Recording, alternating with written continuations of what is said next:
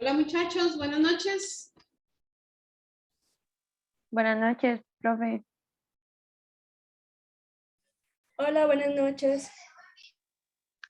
Hola, profesora, buenas noches.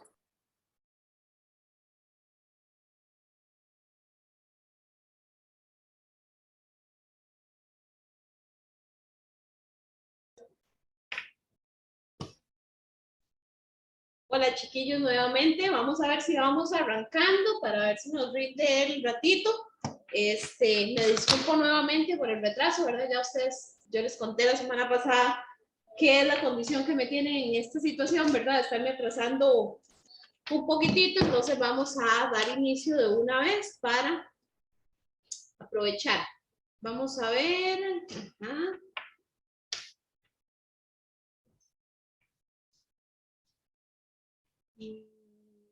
No, no puedo iniciar todavía, denme un segundito más.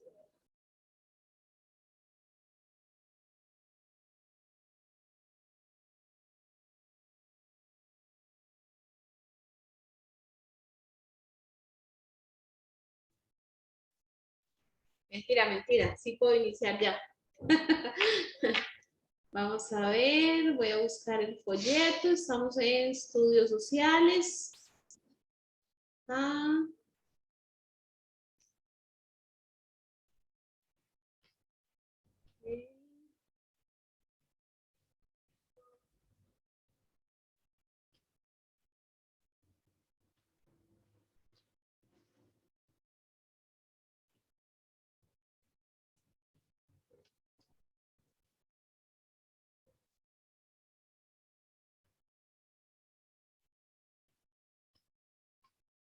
Listo, no habíamos terminado ese primer folleto, ¿verdad? Habíamos quedado por aquí en el mapita de las placas tectónicas, ¿verdad? Vamos a arrancar con lo que es el caso de Chile, en donde vamos a ver qué son los factores importantes que median ahí para que Chile sea una zona altamente sísmica y altamente volcánica, ¿verdad? Tiene ambos factores, ¿ok?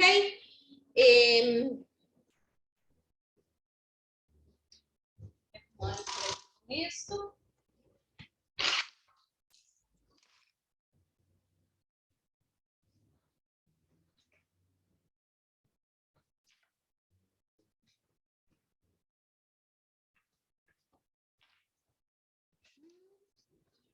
¿Tienen alguna pregunta con respecto a lo que hemos trabajado? ¿Alguna duda? ¿Va quedando todo claro? Cuéntenme.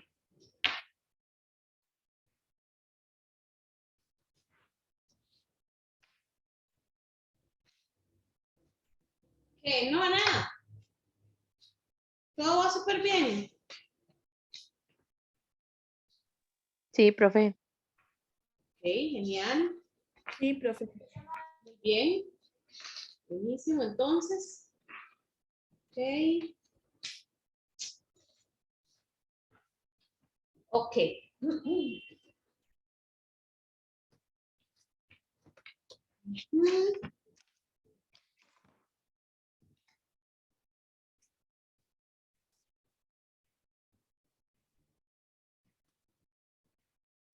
Voy a pasarla con el grupo. Ok, tenemos a Carlos Laurencio por ahí.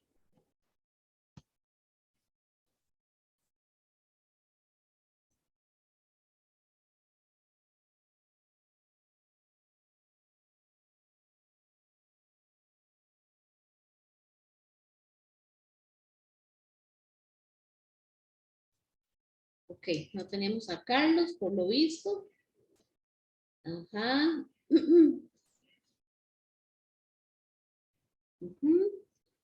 Fabián.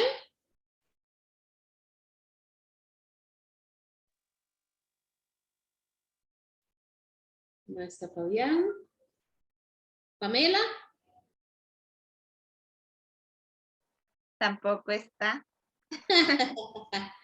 Vamos a ella. Ok. Joshua.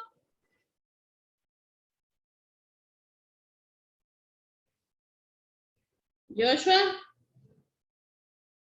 ¿Qué pasará con los chicos aquí? Kaylan. Yo estoy, profe. Ok, ¿todo bien, Kaylan? Todo bien, profe. Qué bueno, me alegra. Mariela.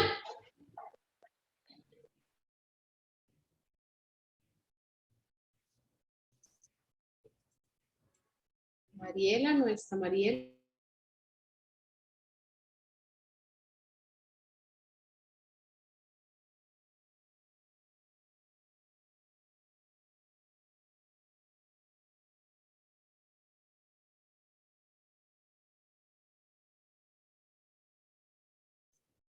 Nancy. Presente. Hola, Nancy. Pura vida. Pura vida, gracias al Señor. Qué dicha. Natalie, Hola, profe. ¿cómo vas? Bien, gracias a Dios. ¿Cómo siguió? Ya estoy bien. Qué Gracias. dicha, me alegra mucho. Gracias. Roy, ¿cómo le va? La profesora, gracias a Dios, bien. Qué dicha, me alegra mucho. Y Silvia. Hola, profe, ¿cómo estás? Hola, Silvia, ¿bien y vos? Bien, por dicha. Qué bueno, me alegra mucho. Ok, ahora sí, ya con esa lista, vamos a arrancar. Dijimos que habíamos quedado acá en esta parte, ¿verdad? Donde íbamos a hacer el análisis del caso de Chile para ver cuáles son los factores que median ahí y que ponen a Chile en una posición bastante movida, tanto volcánica como tectónicamente, ¿de acuerdo? Me voy a devolver un momentito, otra vez, como siempre lo hago.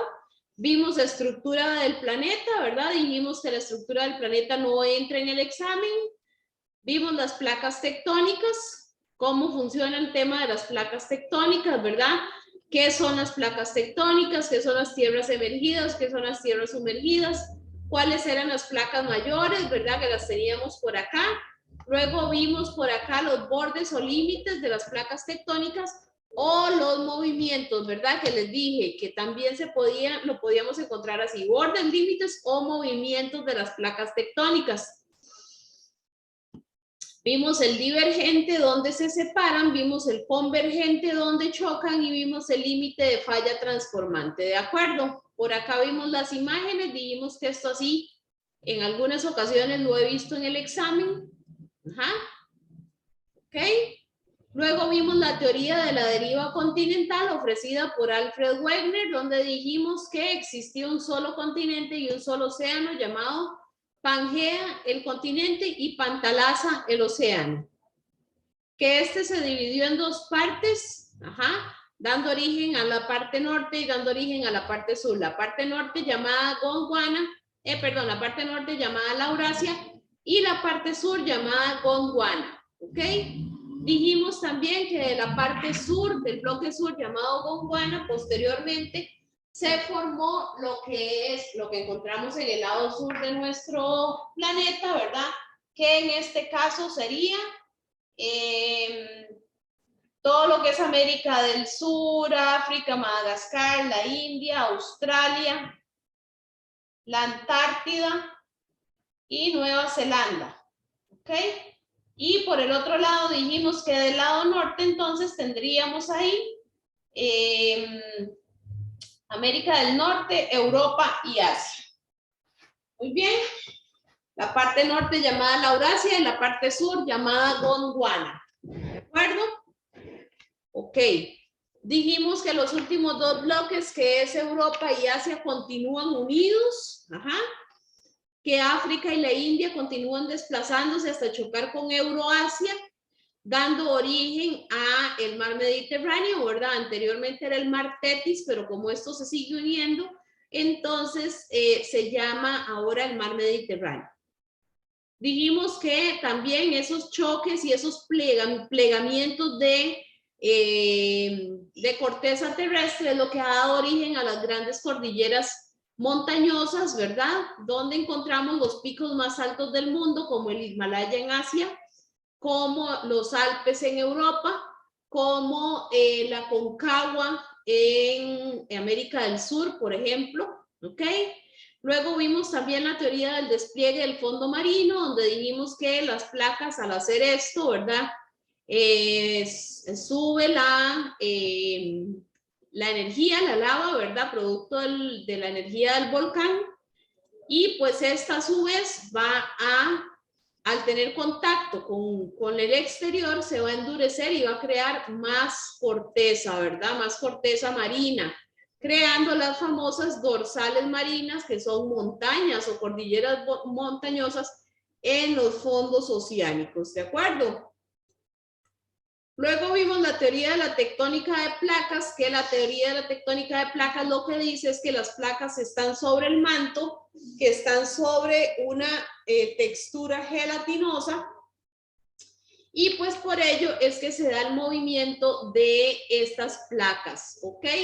Dijimos también que esas placas no tienen el mismo tamaño que los continentes, muy importante. Habrán unas que los continentes son más grandes que las placas y habrán otras que las placas son más grandes que los continentes, que es lo que generalmente pasa, ¿verdad? Entonces dijimos que esa dinámica de movimiento de estas placas es lo que va a propiciar los movimientos telúricos o los movimientos tectónicos, ¿verdad? Cualquiera de las dos palabras está bien dicha. ¿Ok? ¿Por qué? Porque se dan corrientes de magma. Es la energía del volcán, la energía de del volcán, no, la energía del centro del planeta que está en constante movimiento como una olla de presión, ¿verdad? Que está en constante movimiento el calor por dentro y en algún momento va a buscar una salida de energía, ¿verdad? En la olla de presión pues tenemos las válvulas y el taponcito que se mueve y que suena, ¿verdad? Para nosotros saber que tiene muchísima presión. Así de igual manera pasa con el planeta, ¿verdad? Tiene toda la presión por dentro y en algún momento busca cómo salir. ¿Por dónde sale? Por las fallas tectónicas, sale por los volcanes, sale produciendo movimientos en las placas para que estas al moverse permitan la salida de esa energía que está contenida dentro del planeta, ¿ok? Dijimos también que estos movimientos, ¿verdad? Son los que van a provocar los conocidos sismos, temblores y terremotos. También hablamos acá de los maremotos y los tsunamis, donde explicamos que un maremoto es conocido como un terremoto en el fondo marino, ¿verdad? En el fondo marino, sí, un terremoto en el mar, ¿verdad? Y dijimos que producto de ese maremoto se forma un tsunami, ¿de acuerdo? Que lo que hace es que el maremoto va a crear una vibración y un movimiento de las aguas y eso va a subir, va a subir, va a subir, va a subir, las olas van a ir subiendo, ¿verdad? Las aguas van a ir subiendo producto de ese movimiento, de esa vibración, hasta que van a llegar a la costa y van a chocar contra la costa, ¿ok? ¿Cuáles son las poblaciones más afectadas por estos tsunamis? Las zonas costeras, ¿verdad? Por supuesto, las que están cercanas, ¿ok? Luego vimos las medidas de prevención que se deben de tomar antes, durante y después del sismo, ¿verdad? Donde dijimos que esas medidas de prevención en algunas ocasiones llegamos a decir hasta que son muy lógicas, ¿verdad? O sea, son que llegamos, incluso podemos llegar a pensar que o podemos decir, ¿cómo nos van a preguntar si mantener la calma? O sea, me están viendo la cara, ¿verdad? Eso es lógico, ¿ok? Pero recuerden lo que les dije, que tenemos que determinar el antes, el durante y el después. Eso es muy importante, porque si nos preguntan una medida de prevención que debemos tomar después del sismo y ponemos a hacer un plan familiar para saber a dónde ir en caso de emergencia, nos la van a poner mala, ¿verdad? ¿Ok? Y generalmente nos van a poner cosas muy parecidas aquí. Cosas que ustedes van a leer y van a decir así, es esta, de buenas a primeras, sin terminar de leer, sin leer detenidamente o sin leer con atención. Entonces eso es muy importante de manejarlo, ¿ok? Leer muy bien y reconocer cuándo es antes, cuándo es durante y cuándo es después. Luego vimos, bueno, esta reflexioncita de acá, les dejé un trabajito aquí que ojalá lo hayan podido hacer, ni siquiera voy a preguntar. Con respecto aquí a las placas, ¿verdad? Que les dije, por favor, ubiquen esas placas. Y por aquí teníamos un esquemita de los movimientos de las placas tectónicas, donde dijimos separación, colisión y desplazamiento lateral, que es lo mismo que divergente, convergente o movimiento, ¿cómo es que dice aquí? Vamos a ver. El movimiento, el límite de falla transformante, que sería este mismo de acá, ¿verdad? El desplazamiento lateral, ¿de acuerdo? Y por aquí, pues, por supuesto, la definición de cada uno de estos. ¿Ok? Luego por aquí entonces quedamos y dijimos que íbamos a iniciar a empezar a analizar el caso de Chile. ¿Tienen alguna pregunta, algún comentario? ¿O vamos bien hasta ahí?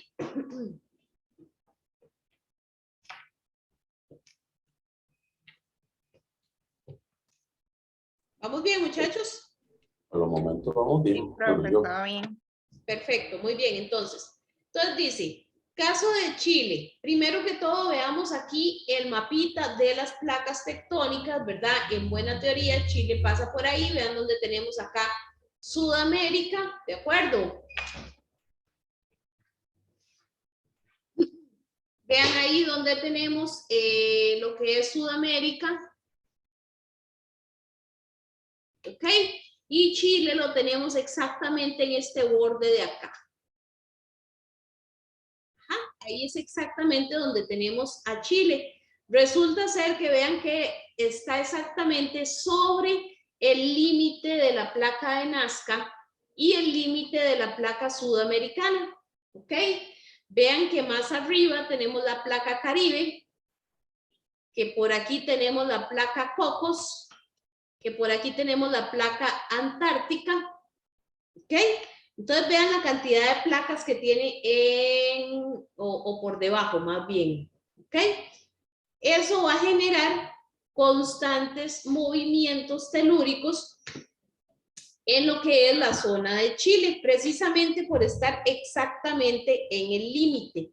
Vean que acá tenemos, por ejemplo, la placa de Nazca, siempre subduciéndose por debajo de la placa sudamericana. Por acá tenemos la placa de Nazca corriéndose con respecto a la placa de Cocos, abriéndose. ¿Se acuerdan lo que les dije de las flechitas? Esas flechitas lo que nos indican es hacia dónde se van a mover esas placas, ¿ok? Tenemos la placa de Nazca empujando hacia acá, separándose aquí de la placa de Cocos, ¿ok? Entonces, vean todo el juego que tienen estas placas por acá, por este sector de acá, y veamos a Chile exactamente dónde está en el borde donde están haciendo juego esas placas.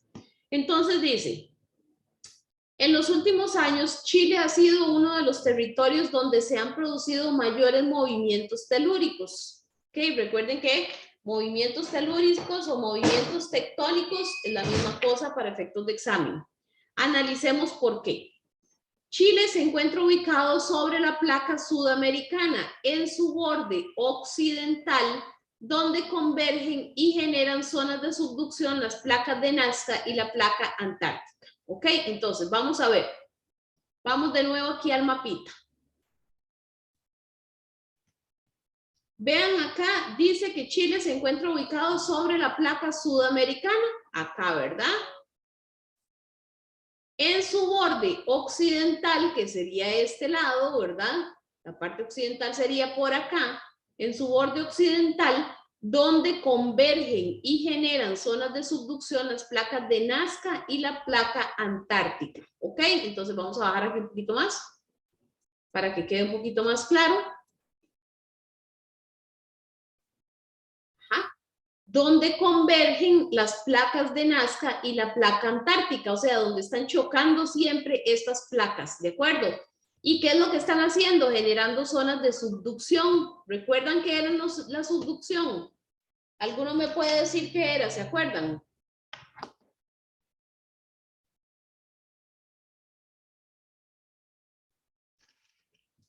¿Qué? ¿No se acuerdan? Si no se acuerdan, díganme, no me acuerdo.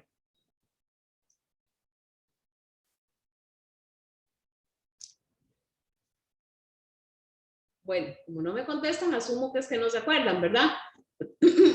Entonces, ay Dios, dame un segundo para compartir aquí.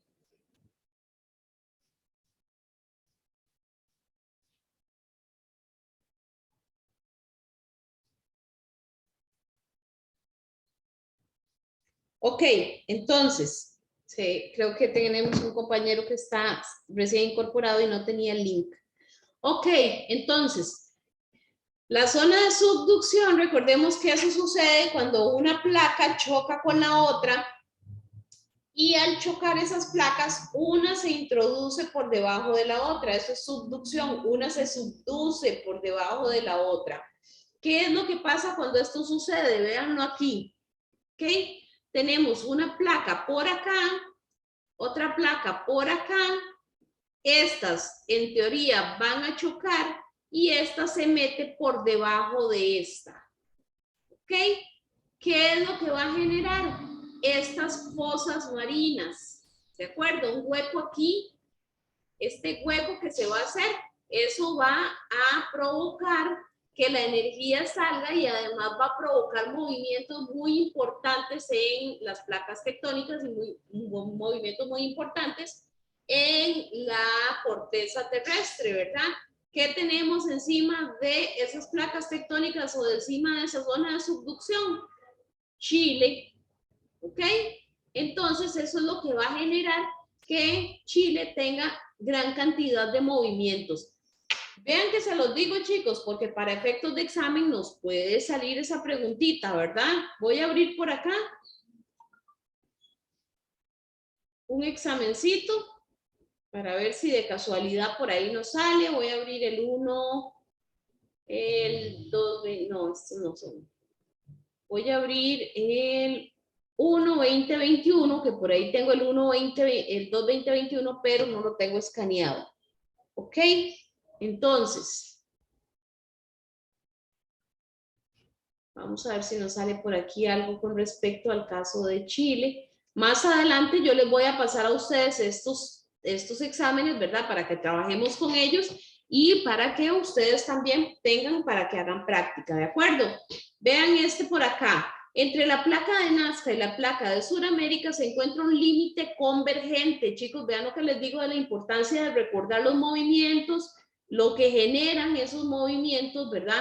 También llamado límite destructivo, porque en él una placa se introduce debajo de la otra, en lo que se conoce como el proceso de subducción.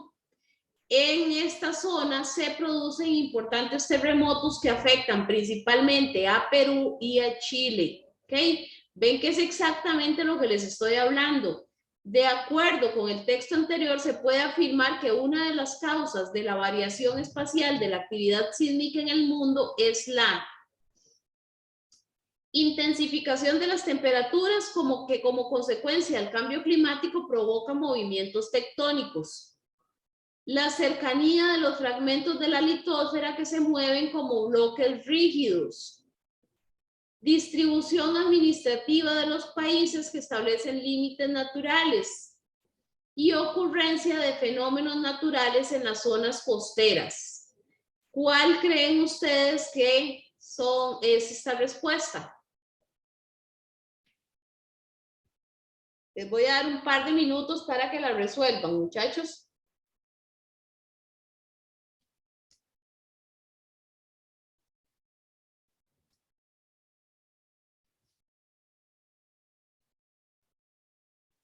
Espero las respuestas.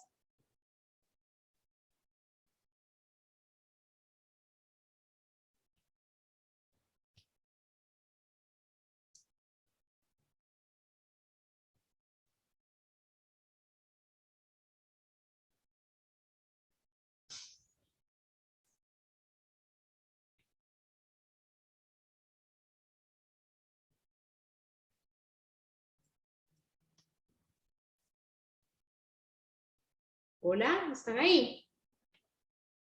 ¿O estoy solita?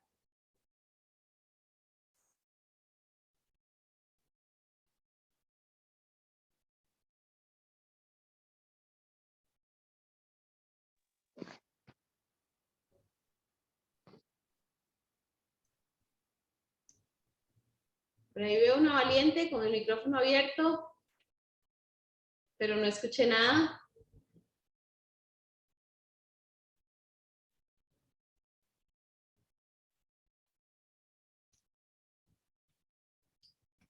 Chicos, ¿qué? ¿No le llegan a la respuesta? ¿Es eso? ¿O se fueron? Profe, yo estoy indecisa entre la opción A y la opción D. Ok, opción A y la opción D. D, dijiste, D de dedo o B de bebé. No, la opción D, la última. Ok, entre la A y la D. Muy bien. Natalie, ¿qué ibas a decir? Yo me parece que es entre la B y la D también. ¿La cuál dijiste primero? La B, La B de bebé. ajá, y la D. Ok, la D de dedo. Muy bien. Ok. Excelente, muy bien la participación. Ok. La respuesta correcta en esta pregunta es la B. ¿Ok? Vamos a ver. Dice, voy de nuevo. Entre la placa de Nazca y la placa de Sudamérica se encuentra un límite convergente, también llamado límite destructivo, porque en él una placa se introduce debajo de la otra, en lo que se conoce como el proceso de subducción. En esta zona se producen importantes terremotos que afectan principalmente a Perú y a Chile. ¿Ok? De acuerdo con el texto anterior, se puede afirmar que una de las causas de la variación espacial de la actividad sísmica en el mundo es la intensificación de temperaturas que como consecuencia del cambio climático provoca movimientos tectónicos. No, esto no tiene nada que ver ni con temperaturas, ni tiene nada que ver con el cambio climático, ¿verdad? Distribución administrativa de los países que establecen los límites naturales, esto tampoco, ¿verdad? O sea, no tiene sentido, no tiene nada que ver con una distribución administrativa de los países, ¿verdad? Eso es un fenómeno natural, ¿ok? Ocurrencia de fenómenos naturales en las zonas costeras, pero es que los fenómenos naturales en las zonas costeras van a ocurrir producto de, no es por esos fenómenos naturales que hay terremotos en Perú y en Chile, ¿ok? Entonces, la cercanía de los fragmentos de la litosfera que se mueven como bloques rígidos. Recordemos aquí, me voy a devolver un poquito, que dijimos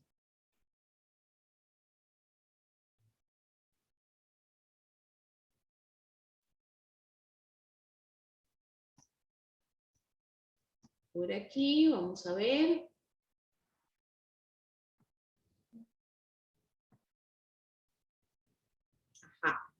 La corteza terrestre está formada por masas continentales y fondos oceánicos. Esta se ha fragmentado en enormes trozos a los que los científicos han llamado placas. Las placas son bloques más o menos rígidos con movimientos verticales y horizontales. Si vemos aquí, por ejemplo, esta imagen que yo les compartí aquí, o que la analizamos, déjenme ver aquí, más abajo. Por aquí tenemos la litosfera, vean, que es donde están las placas. Yo les acabo de mencionar que estas placas tienen movimiento, ¿verdad? Entonces, una se subduce por debajo de la otra. ¿Ok? Y vean la pregunta del examen. Cercanía de los fragmentos, o sea, cercanía de las placas de la litosfera que se mueven como bloques rígidos. Eso es lo que va a provocar que se den esos movimientos o esos terremotos importantes, principalmente en Perú y en Chile, ¿ok? ¿A qué se refiere con esos fragmentos de la litosfera? A estas placas, a la placa de Nazca y a la placa de Sudamérica, ¿ok? Que se está introduciendo una por debajo de la otra, ¿de acuerdo? ¿Queda más claro así con la pregunta? Sí, profe. Muy bien, muy bien. Y les agradezco mucho que participaran, porque vean que si ustedes participan y no se me quedan solo calladitos, si participan yo puedo darles una explicación. Entonces, por eso es muy importante. Igual como les digo, vamos a ir trabajando con estos examencitos poco a poco para ir comprendiendo mejor los temas. Igual estamos empezando, ¿verdad? A ver los contenidos y todo. No se frustren si no entienden una pregunta, porque para eso estamos aquí estudiando, ¿verdad? Para aprenderlas, para recibir la explicación, para comprender y para tener un mejor análisis y tener una mejor comprensión de las preguntas y de los temas, ¿de acuerdo? Pero excelente que hayan participado, de verdad les agradezco mucho. ¿Ok? Entonces ya vimos qué es lo que pasa con Chile, ¿verdad? Ese juego que hacen las placas, donde una se introduce por debajo de la otra, provocando movimientos muy importantes que se van a traducir básicamente a terremotos. En este caso estamos hablando de Chile, ¿verdad? Pero ya vimos que también la parte de Perú se ve muy afectada, que la parte de Perú es esta. ¿De acuerdo? Por aquí tenemos Perú y por aquí tenemos Chile en todo esto de acá. ¿Ok?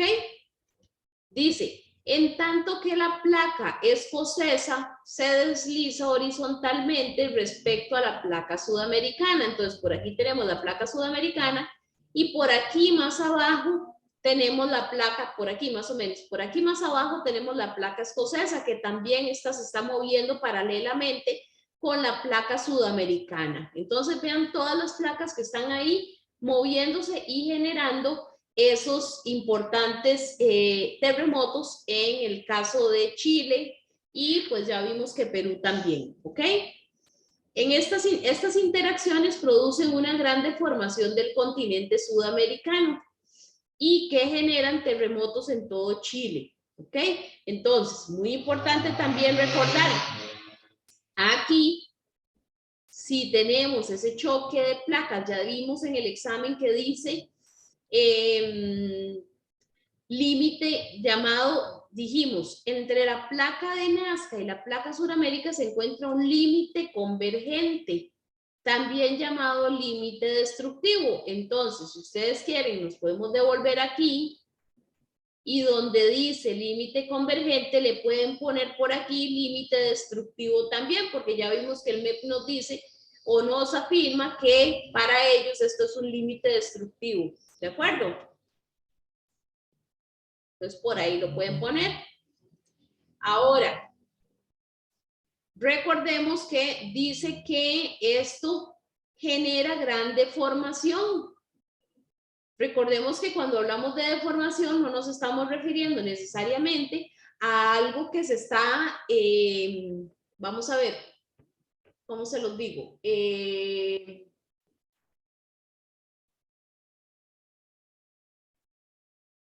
Algo que se está destruyendo, digamos, sino que también aquí podemos agarrar esa palabra deformación como para comprender que el continente se está deformando, o sea, la forma actual que ese continente tiene, el producto de esos choques de placas está deformando. ¿Qué hace una deformación? Generar montañas, ¿verdad? Esa deformación está haciendo que las montañas sigan creciendo y sigan creciendo. Por aquí tenemos, vamos a ver.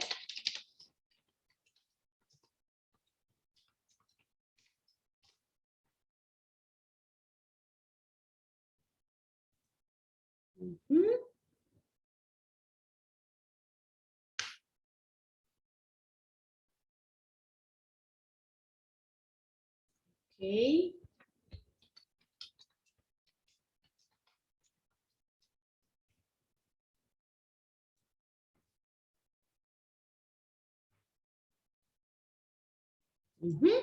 Vean, chicos, vean aquí en el Maps, lo que les está, en el Google Earth, lo que les estaba diciendo. Vean donde tenemos Perú. Vean donde tenemos Chile. Ajá. Y vean donde tenemos el Aconcagua, ¿verdad? Que ya le pertenece al sector de Argentina, al país de Argentina. Pero toda esta zona es la zona en donde están las placas tectónicas. Entonces, ese choque de placas tectónicas aquí, ¿qué es lo que ha hecho? producir que esto se vaya levantando, que esto se vaya levantando. Vea que curiosamente el pico más alto de Sudamérica se encuentra ubicado en el borde del continente, ¿verdad? ¿Por qué? Porque donde estas placas están chocando y una se mete por debajo de la otra, va levantando esta porción del terreno, va generando esos terremotos y a su vez va levantando esa porción de terreno. Al irla levantando, ¿qué es lo que está haciendo? Plegamientos, ¿verdad? ¿Y qué son los plegamientos? Cadenas montañosas o montañas. ¿Sí me comprenden? Sí. Ok, muy bien. Entonces veamos acá, ¿verdad? Todo esto es Sudamérica. Vean que estas partes de acá no se ven tan afectadas, pero estas partes de acá, lo que es Perú y Chile, sí se ve muy afectado por estos movimientos de placas, ¿ok? Debido a la alta velocidad de convergencia entre Nazca y Sudamérica, ok, velocidad de convergencia, ¿qué movimiento es? ¿Qué hace la convergencia? ¿O los movimientos convergentes? Chocan, profe. Chocan, excelente, muy bien. Entonces, ya eso nosotros tenemos que empezar a irlo imaginando conforme vamos leyendo, ¿verdad? Ok, entonces nos dice, debido a la alta velocidad de convergencia entre Nazca y Sudamérica, inmediatamente pensemos, debido a la alta velocidad de choque entre Nazca y Sudamérica. Si nos dice, debido a la divergencia, entonces de una vez pensamos en esas placas separándose. La sismicidad en esa zona es la más intensa y produce los mayores terremotos en el país. En el caso de las placas de Nazca y Sudamérica en Chile, veámoslas aquí, ¿verdad? La placa oceánica de Nazca, más densa que la placa continental de Sudamérica, penetra bajo el continente. ¿Ok? Entonces, esta se mete por debajo de este continente, formando una zona de subducción. ¿Ok? Una zona de subducción es eso que les dije, ¿verdad? Esta parte de acá, este hueco que se hace acá, ¿ok? Y dice, el primer contacto entre las placas produce un valle profundo llamado fosa o trinchera, ¿ok? ¿Qué ocurre bajo el océano, costa fuera del continente? ¿Ok? Entonces vean aquí la trinchera, ¿dónde la tenemos? Es este hueco que se hace acá. Y yo la semana pasada creo que fue que les dije que si no han visto Nemo o si han visto a Nemo, acuérdense de la faula, bueno, la faula de Nemo, ¿verdad? Acuérdense de donde yo no sé, creo que es el papá de Nemo que se va en una fosa marina, ¿ok? ¿Producto de qué? De una zona de subducción, ¿verdad? Entonces, donde esta se mete debajo de esta y hace este hueco acá, ¿de acuerdo? A su vez va a ir levantando esta, que va a producir cadenas montañosas. Vean que las cadenas montañosas o cadenas volcánicas las tenemos muy a la orillita de la costa, ¿verdad? Yo no sé si fue el otro día que les mencioné también que hablamos de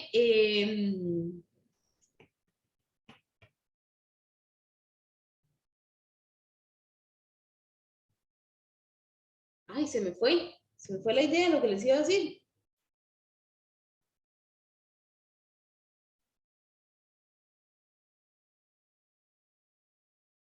De no, se me fue, chiquillos, ahorita me acuerdo y les digo, ¿ok?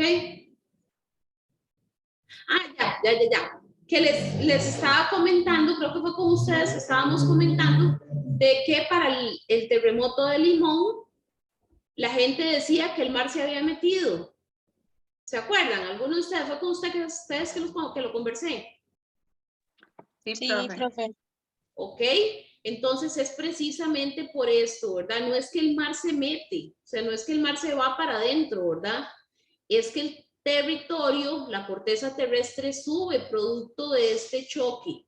¿Ok? Producto de este choque se van generando esas elevaciones y obviamente pues queda más al descubierto la playa, ¿verdad? ¿Ok?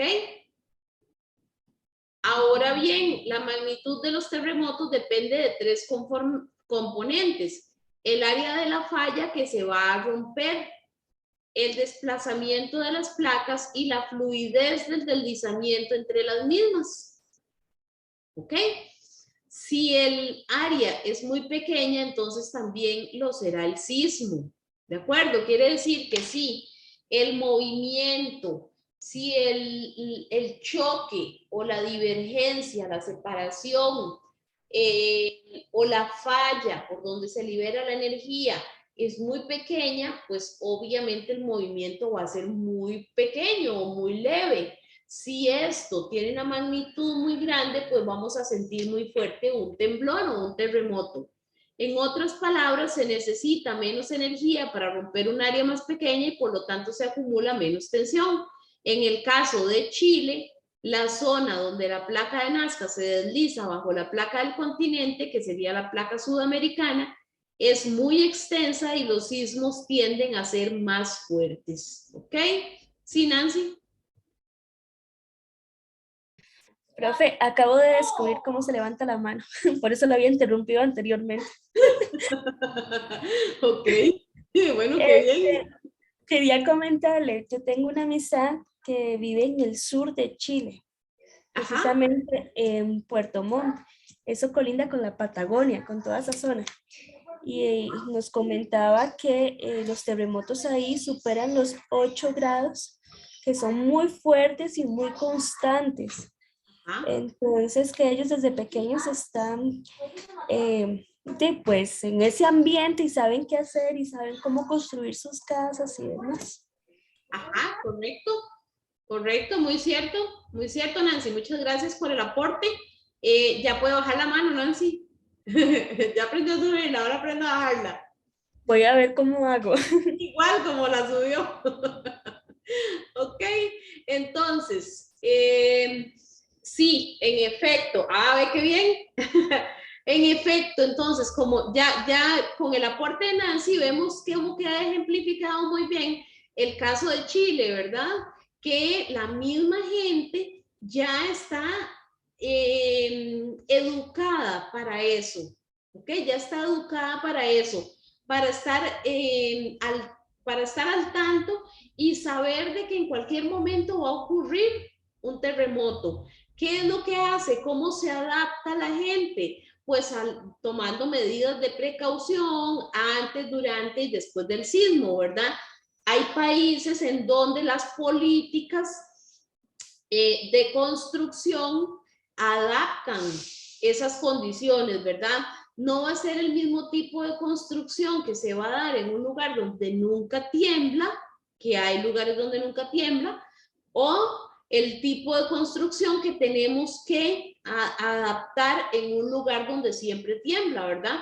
Nosotros, por ejemplo, como país que siempre tenemos temblores también, solo que no en esta magnitud, tenemos materiales que son antisísmicos y esto se empezó a promover después del terremoto de 1910 aquí en Cartago, que destruyó gran parte de las edificaciones de Cartago. Entonces, a partir de ese momento, el gobierno de Costa Rica dijo: somos altamente vulnerables a esta cosa, tenemos que cambiar nuestras estrategias, nuestras dinámicas, nuestros estilos de vida y adaptarnos a esto. ¿Por qué? Porque no lo podemos cambiar. Eso siempre va a pasar. Entonces, ¿quiénes tienen que adaptarse? Nosotros, por supuesto. ¿Ok? Además de esto, hay lugares, más adelante lo vamos a ver, hay países en el mundo, como por ejemplo Japón, que también es altamente sísmico, que tienen sistemas de alarmas. En México, o sea, en muchos países del mundo, pero estoy ejemplificando por eso, ¿verdad? Que tienen alarmas que detectan el movimiento pues unos segundos antes o unos minutos antes, y eso da chance de por lo menos reaccionar, ¿verdad? Ante un evento de este tipo. Además, en este caso, más adelante vamos a ver que estos países como Chile y todos nosotros en Centroamérica y de ahí para arriba tenemos otro factor asociado que es el cinturón de fuego del Pacífico, que ya pronto lo vamos a trabajar. ¿Ok? Pero entonces son cosas que nos ponen en esa situación de vulnerabilidad a los sismos. Ahora, vamos a ver el caso ya propio de Centroamérica. Veamos aquí Si aquí está Sudamérica y aquí está Norteamérica, quiere decir que Sudamérica va a estar aquí, Centroamérica va a estar aquí, en esta franja de acá, ¿ok? Esto que estoy pintando con verde es Sudamérica, es Centroamérica, perdón. Entonces, veamos por ejemplo acá donde tenemos esta placa, que es la placa Cocos, chocando por aquí con la placa Caribe. ¿Ok? Y tenemos la placa de Nazca por aquí también haciendo divergencia con la placa de Cocos. Tenemos por aquí la placa sudamericana que también tiene un juego aquí importante. Entonces estamos sobre muchísimas placas tectónicas. O sea, Centroamérica, que es donde está Costa Rica, ¿verdad? Que en este caso está como por aquí, está sobre varias placas tectónicas. Entonces eso también nos va a poner en riesgo. Ahora, chicos, de una vez para que ustedes lo vayan notando, algo muy importante. Curiosamente, estas placas y estos bordes de placa y demás están en el lado del Pacífico, ¿verdad? Todo esto de acá, ¿qué es? El Océano Pacífico. De aquí para acá, todo esto es el Océano Pacífico, ¿verdad? Porque por acá tenemos el Caribe de este lado. Todo esto de acá pasa por el Pacífico. ¿Y qué les acabo de mencionar yo a ustedes con respecto al cinturón de fuego del Pacífico, verdad?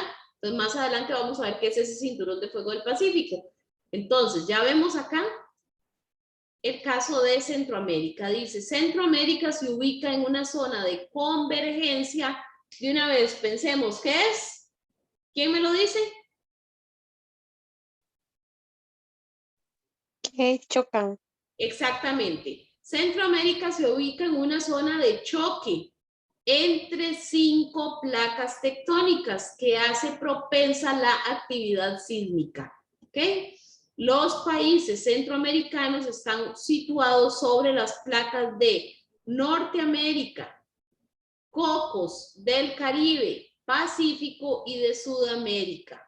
¿Ok? Entonces, la del Pacífico la tenemos por aquí arriba, la de Norteamérica la tenemos por aquí arriba, ¿verdad? Porque aquí tenemos América del Sur, América Central y América del Norte. Aquí tenemos la placa norteamericana. ¿Ok? Tenemos la placa sudamericana, la placa del Caribe, la placa de Cocos y la placa Nazca. Quiere decir que todas nos están estrujando. ¿Cierto? Todas están tirando porque todas están en zona de convergencia, en zona de choque. ¿Ok? Las fuentes sísmicas de América Central se dividen en fallas de interplaca e intraplaca. Las interplacas son aquellas fuentes sísmicas generadas por el roce entre dos placas, como por ejemplo la zona de subducción en el Pacífico, en donde la placa de Cocos se introduce por debajo de la placa de Norteamérica en México. Y por debajo de la placa del Caribe en la mayor parte de Centroamérica y por debajo del bloque de Panamá en la región sur de Costa Rica. Ahora, chicos, muy importante, esto de acá no es muy importante, esto de intraplaca e intraplaca, eso no nos lo van a preguntar en el examen. Tampoco nos van a preguntar cómo se mete la de Norteamérica en México por debajo de la placa del Caribe, no, eso no nos lo van a preguntar. ¿Qué tenemos que saber de aquí? Que estamos ubicados sobre 5 placas tectónicas y que esas 5 placas tectónicas van a producir movimientos que nos van a poner en una alta vulnerabilidad a los temblores, ¿ok? Eso es básicamente lo que yo necesito, que ustedes comprendan de esto para que ustedes puedan interpretar una pregunta que se las hagan de cualquier forma, como esta que vimos aquí, ¿verdad? Que no decía exactamente las palabras que hemos trabajado o las palabras que vienen en el folleto, pero si la analizamos ya podemos encontrar la respuesta correcta, ¿ok? Entonces, tampoco ocupo que ustedes se me aprendan esto de memoria, porque no es de memoria, lo que necesito es que comprendamos eso, ¿verdad? Entonces ya comprendimos que las placas son bloques más o menos rígidos que chocan entre sí, que están en la litosfera, ¿verdad? que causan destrucción cuando chocan, que causan plegamientos, todas esas cosas que ya hemos venido comprendiendo para la hora de hacer el examen podamos entender esas preguntas. Ahora, como les dije, no pretendan responder las preguntas bien ahorita. Obviamente las vamos a fallar. ¿Por qué? Porque necesitamos todos estos 4 meses para ir viendo punto a punto las cosas y poder irlas comprendiendo de mejor manera. Entonces, al final del curso, cuando vayamos a hacer varios exámenes de práctica, ya ustedes van a ver cómo las van a comprender mejor. Hay otro factor que es muy importante con respecto a estos exámenes. Hacerlos así, conectados, y yo leyéndoles, ustedes leyendo y ustedes bajo la presión de que tienen que dar una respuesta, no las respondemos bien o no podemos responderlas rápido. Yo, por ejemplo, soy una persona que soy de lento procesamiento, o sea, yo tengo que leer las cosas muy bien, detenidamente, volverlas a leer, analizarlas con tiempo, con calma para poder responderla. Porque si a mí me ponen a responder una pregunta así rápidamente, posiblemente no puedo, porque tengo que procesarla primero. Entonces no se angustien si no pegan las respuestas ahorita, más adelante ya ustedes van a ver cómo las van a poder ir pegando. Otro factor importante, cuando están haciendo el examen, ustedes están en un aula en donde el profesor está en silencio, sus compañeros están en silencio, y eso nos va a permitir una mayor concentración. Aquí no estamos concentrados, ¿verdad? Entonces, en el examen sí van a tener una mayor concentración, van a comprender mejor las preguntas, ¿ok? Para que no se angustien ni nada por el estilo. Entonces dijimos que el caso de Centroamérica ya vimos que está sobre 5 placas tectónicas que van a generar actividad sísmica, ¿ok? Ya vimos cuáles son las placas tectónicas. Y por acá tenemos un dibujo un poco más ampliado de la situación que pasa aquí. Entonces vean, por ejemplo, acá tenemos la placa de Nazca. ¿Ah? Por acá tenemos, vamos a ver. Por acá tenemos la placa de Sudamérica. Aquí tenemos la placa del Coco. Vean aquí donde tenemos la isla del Coco, ¿verdad? Entonces quiere decir que América pasa como por aquí. ¿De acuerdo? Bueno, vean aquí Costa Rica, donde está. Vean Panamá, aquí. Vean aquí donde tenemos la fosa mesoamericana, ¿verdad? Ya ustedes traten de recordar que es una fosa, es la zona donde las placas chocan y hacen un hueco profundo, ¿verdad? En la corteza marina. Vean donde tenemos la placa de Norteamérica, la placa del Caribe y la placa del Pacífico por acá. Entonces vean qué montón tenemos de placas por debajo de América, ¿ok? La placa del Pacífico pues está un poco más alejadita, pero también causa movimientos. Y vean acá como la placa de Sudamérica o Suramérica está convergiendo con la placa de Nazca, ¿ok? Vean aquí la placa de Caribe convergiendo con la placa de Cocos. ¿Ah? Veamos por aquí que hay otra convergencia. Veamos la placa de Norteamérica aquí convergiendo con la placa de Cocos también. ¿Ok? Entonces, espero que quede clarito esto de cómo es la dinámica de las placas por debajo de nuestro continente. ¿Vamos bien? Sí, profe. Muy bien, excelente.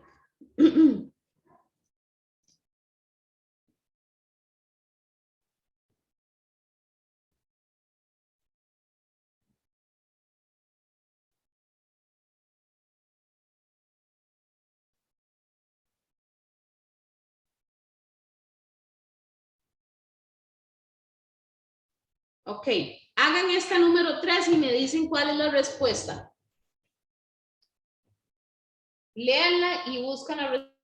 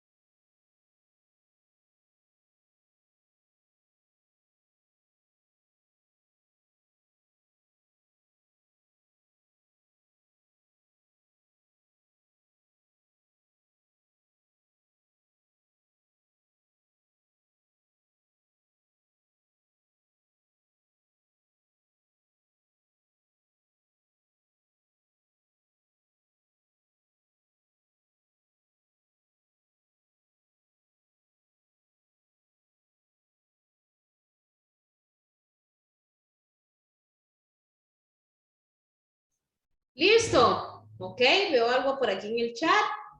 Muy bien, Carlos. Ok. ¿Qué dicen ustedes?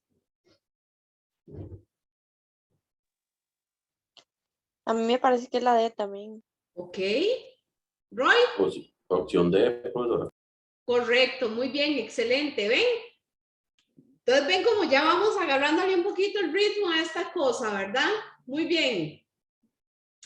Esta ya no la podemos hacer porque este es del otro tema que sigue. Esta, bueno, ya dijimos que es la D, muy bien.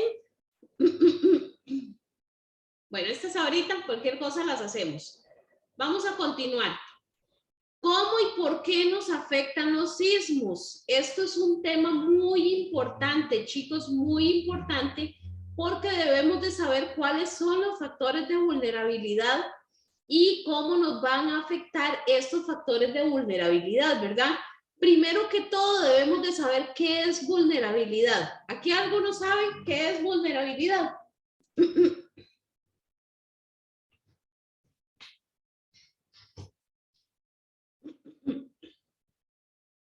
Díganme, ¿qué es vulnerabilidad? Ser vulnerable a algo, ¿qué es? ¿Alguno sabe o no?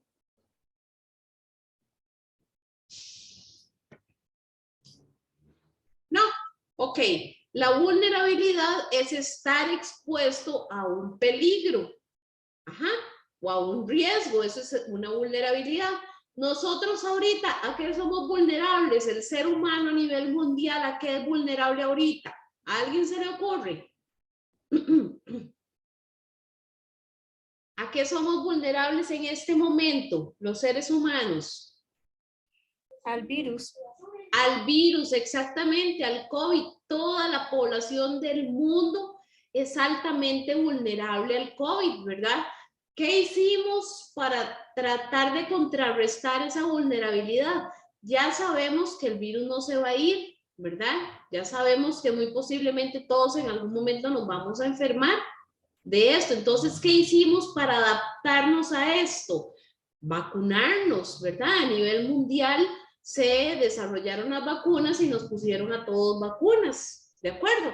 Entonces, eso es básicamente la vulnerabilidad, el riesgo al que estamos expuestos. ¿Qué debemos de hacer? Buscar una solución, ¿verdad? Una adaptación, un cambio, eso es lo que debemos de hacer. No podemos nadar contra corriente, el virus no se va a ir, no podemos decirle, mira, estoy en vacaciones, a mí no me ataques. No, nos va a atacar cuando estemos expuestos, ¿verdad? Y entre menos nos cuidemos, más vulnerables somos, ¿cierto? Si yo me lavo mis manitas, si yo uso mi mascarilla, si no me toco la carita, posiblemente soy menos vulnerable. Pero si no hago esas cosas que ya nos recomendaron que hiciéramos, estamos 100% vulnerables, ¿ok? Entonces aquí pasa exactamente lo mismo. Ya sabemos que las placas no se van a ir, siempre van a estar chocando, ¿ok? Entonces, ¿qué tenemos que hacer? Nosotros como seres humanos adaptarnos a esta situación. ¿Qué pasa? Vulnerabilidad social. ¿Cómo y por qué nos afectan los sismos? Vulnerabilidad social.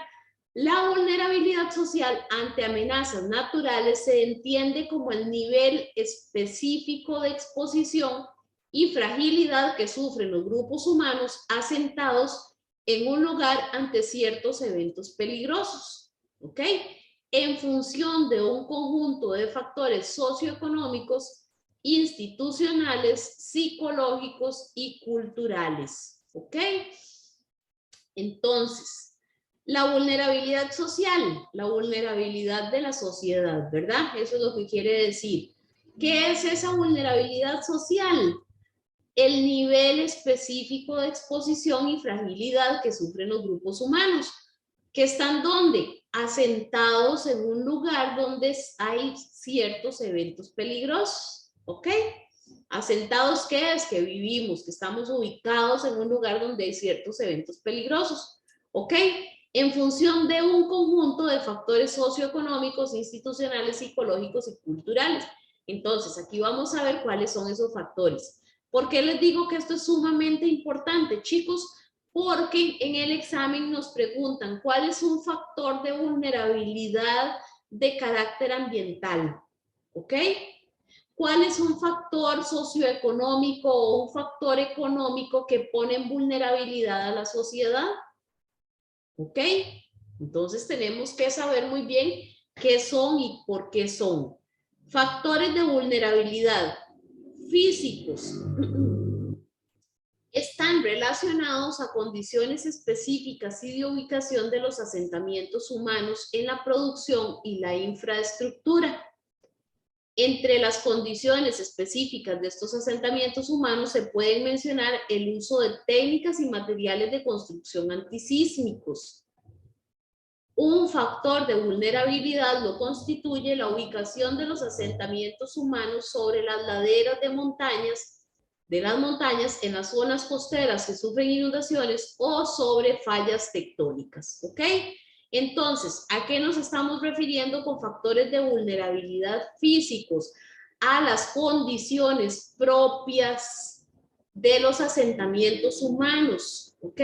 Donde construimos nuestras casas, cómo construimos nuestras casas, con qué las construimos, ¿ok? Por eso es que cuando vamos a la municipalidad, que también en algún momento se los mencioné, vamos a la municipalidad y pedimos un permiso de construcción y de repente nos van a decir no puede construir ahí porque hay una falla tectónica, ¿ok? O de repente tenemos unos pesitos ahí ahorrados y queremos comprarnos un lotecito, qué sé yo, que estamos pensando en un lotecito de 8 millones y resulta ser que nos salieron con una ofertota ahí de un lote de 3 millones y usted empieza a hacerle números y usted dice, hijo de puña, me cuesta 3 millones, me sobran 5 millones, con eso hago la casa, ¿ok? Pero ¿por qué se lo están vendiendo tan barato? ¿Por qué están vendiendo ese lote tan barato? Porque se sabe, los dueños saben que tal vez tiene algún factor de vulnerabilidad. Ya fueron a la MUNI a buscar un permiso de construcción y no se los dieron, entonces en ese lote no se puede construir.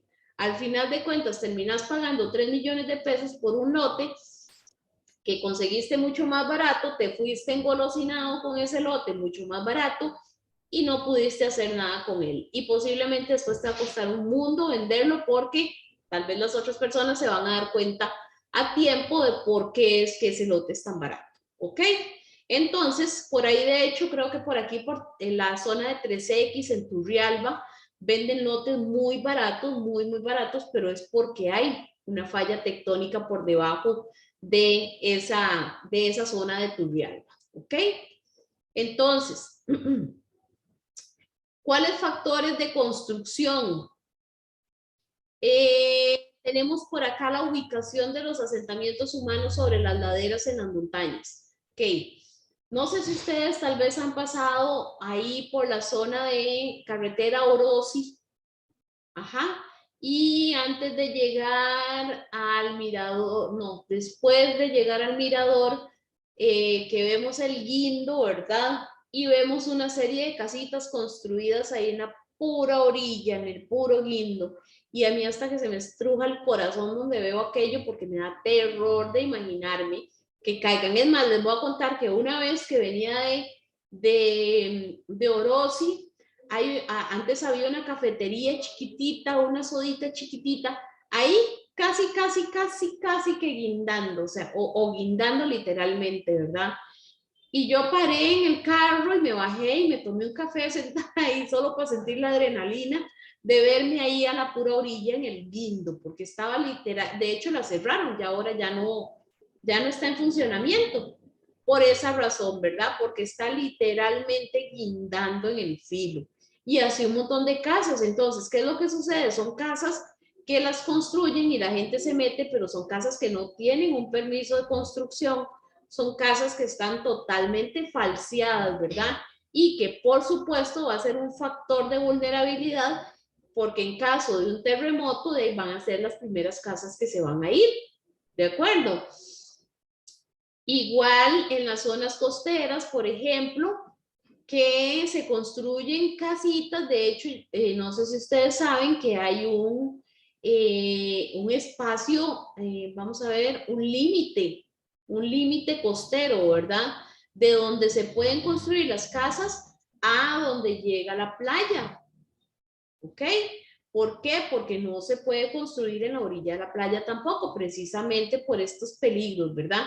Entonces, esos son los factores físicos propios de la producción y de la infraestructura, de cómo construyamos los asentamientos humanos o los lugares a donde nos vamos a asentar.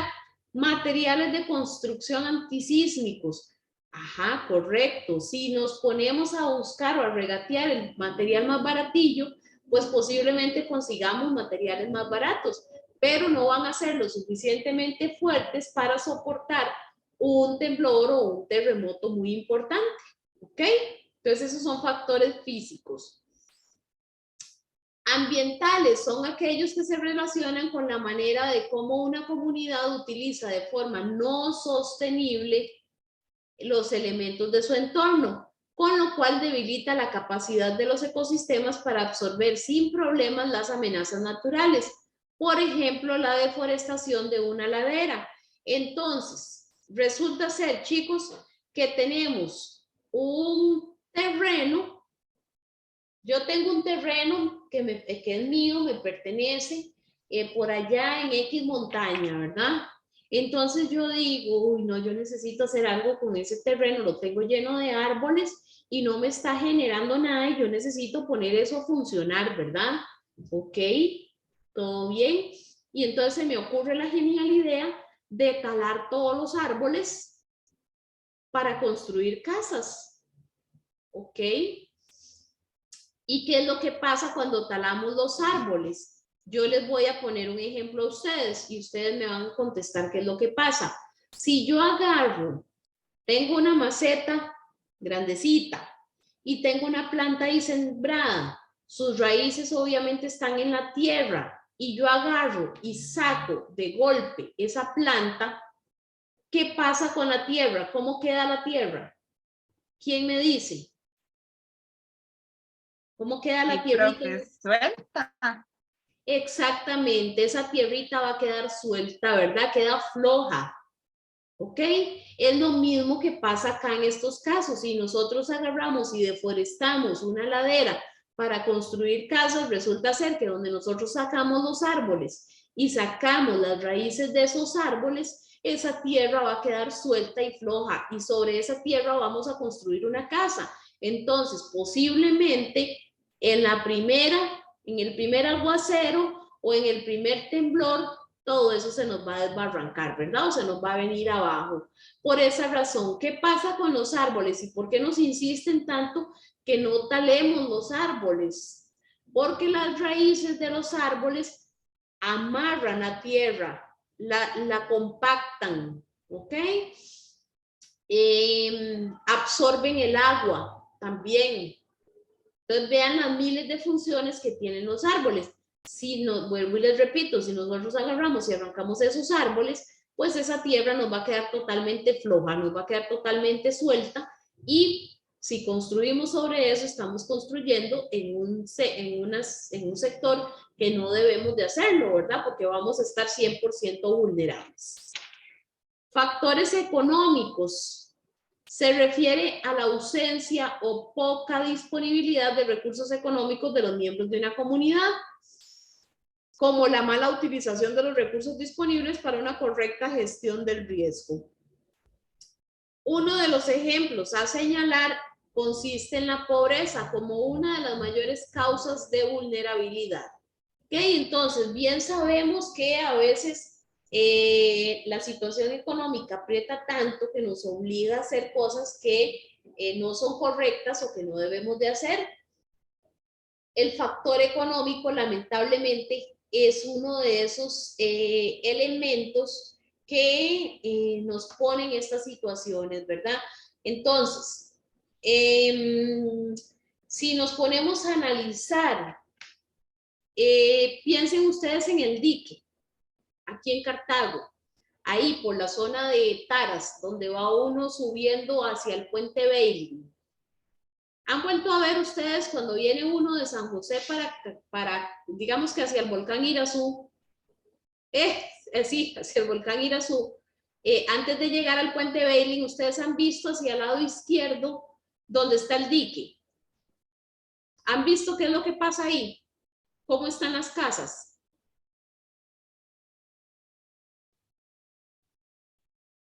Cuéntenme, o por el lado de tejar también. ¿Lo han visto? Sí, profe. Lamentablemente, en muchas ocasiones la pobreza nos hace caer en esos extremos, ¿verdad? Son zonas en donde hay un montón de casas, una gran cantidad de población, una gran cantidad de niños, de mujeres, de personas trabajadoras, de hombres, y que lamentablemente las condiciones económicas los obligan a estar ahí, a vivir ahí. Y vemos un montón de casitas hechas de latas prácticamente guindando en el borde del precipicio. ¿Ok? ¿Qué pasa con un temblor fuerte aquí en Cartago? Y ya lo hemos visto, ¿verdad? Ya hemos visto cómo se deslizan esas casas, cómo se dan derrumbes, ¿verdad? Y esas casas caen y se pierden vidas, chicos. Eso es muy importante de analizar para estos exámenes también. Cómo se pierden vidas de personas producto de esos deslizamientos de casas, ¿verdad? O no pensemos en las orillas de las laderas, pensemos en el pie de la montaña. En el pie de una montaña en donde construimos una casa, o en el pie de un terraplén, creo que se llaman, donde construimos casas y hay una avalancha o un deslizamiento de tierras. Resulta ser que la montaña se vino abajo y sepultó a un pueblo entero. ¿Ok? Y pues lamentablemente en muchas ocasiones la parte económica nos pone en esa situación. Tenemos también los factores sociales y se refiere a un conjunto de relaciones, comportamientos, creencias, formas de organización y maneras de actuar de las comunidades que las colocan en condición de mayor o menor grado de vulnerabilidad. ¿Ok? Y podemos ver aquí la imagen de los factores sociales o de las sociedades donde lamentablemente la situación nos orilla a vivir de estas formas, ¿verdad? ¿Ok? Dentro de estos factores sociales, a su vez, vean que ya vimos los factores de vulnerabilidad físicos, ambientales, económicos y sociales, pero estos sociales a su vez se subdividen en todos estos de acá, que son los políticos, y dice que los factores políticos es la poca capacidad de los sectores para tomar decisiones o poder influir en las instituciones del Estado para buscar mejorar sus condiciones socioeconómicas. ¿Ok? Entonces, tenemos una municipalidad, por ejemplo, que sabe que la gente en el dique está corriendo riesgo, pero no hacen nada por ayudarles. ¿Ok? O no tienen un suficiente carácter como para poder intervenir esas personas, para poder intervenir en el Estado y buscarles mejores condiciones socioeconómicas a esas poblaciones que viven en esos lugares. ¿Ok? Claro, chicos, no solo podemos señalar eso, ¿verdad? También tenemos que saber que hay gente que es muy chanchilla, ¿sí? Y que le gusta irse a vivir, a meter a vivir en esos lugares, precisamente buscando que el Estado llegue y les resuelva las situaciones, ¿verdad? E incluso yo hace poco estuve escuchando ahí en Ochomogo y por ahí en esos sectores que también son de riesgo, o en esa zona del dique, gente vendiendo los lotes en 500,000 colones, cuando esos lotes ni siquiera son de una persona. O sea, es gente que precarista llega y se mete en esos lugares, levanta 4 latas, hacen un rancho y ahí viven. Y tras de todo, los venden. O sea, eso es imperdonable, ¿verdad? Entonces, ahí hay que pensar también en ese factor por ese lado. Hablamos de los educativos, los contenidos y métodos de enseñanza no van de la mano con el contexto socioeconómico de la población. Una educación de calidad debe incluir aprendizajes de comportamientos que le posibiliten a la población el riesgo de enfrentar, prevenir y minimizar efectos de un desastre. La próxima semana yo voy a retomar este pedacito para que lo trabajemos un poquito mejor. Pero entonces, en el ámbito educativo, es eso precisamente que nos compartía la compañera que dice que tiene el amigo en Chile y que desde pequeños nos enseñan a adaptarse a esas cosas, ¿verdad? a enfrentar, prevenir y minimizar los efectos del desastre.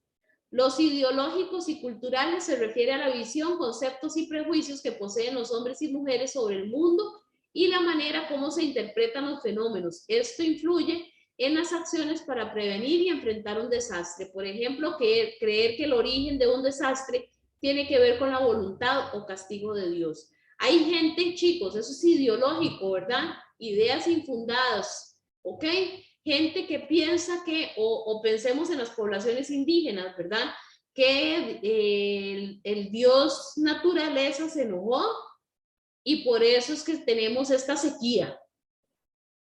O el Dios Sol se enojó y por eso tenemos esta sequía.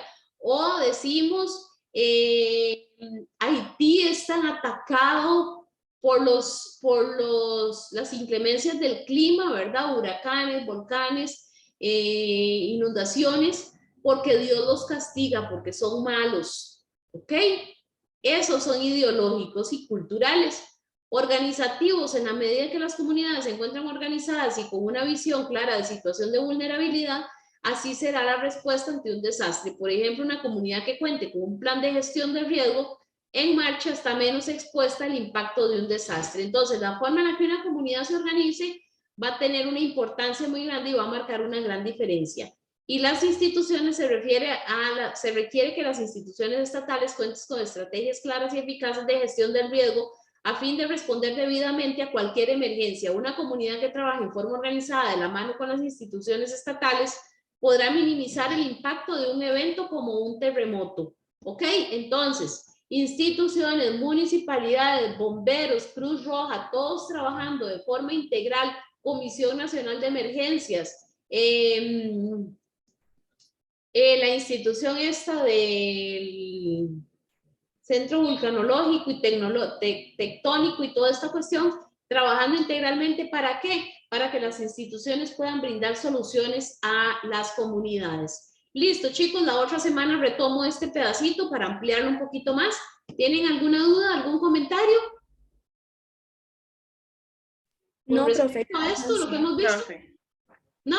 Ok, entonces, los que no siguen conmigo, buenas noches, y los que siguen conmigo, nos vemos 8 y 10 en Cívica. ¿Listo? Buenas noches, chicos. Buenas noches, gracias. Muchas gracias, profe. Y bye. Buenas noches.